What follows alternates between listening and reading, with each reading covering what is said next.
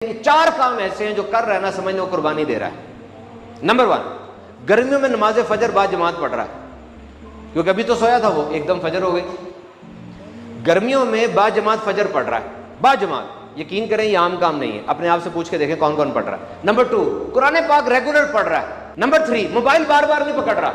Number 4, तन्हाई में भी डिसिप्लिन नहीं छोड़ रहा, जात के नज़्म ज़ब्त का ख्याल कर रहा है। ये कैसे आता है? ऐसे हैं लोग, मैं भी जानता हूं ऐसे लोगों को, ये लोग हैं ऐसे। और वो सारे कामयाब जो मैंने आपको बताया और जो मैंने जिनका जिक्र करने लगा हूं, एक ही क्वालिटी है दुनिया और आखिरत में उनको कामयाब करेगी, और वो है मुजाहिदा। To struggle, to push against the resistance. पूरा वजूद कह रहा है नहीं करना, वो उठ के फिर भी करता है। और कुरान मजीद ऐसों के बारे में फरमाता है, और वो जो अल्लाह की राह में कोशिश करते हैं अल्लाह उनको नवाजता है।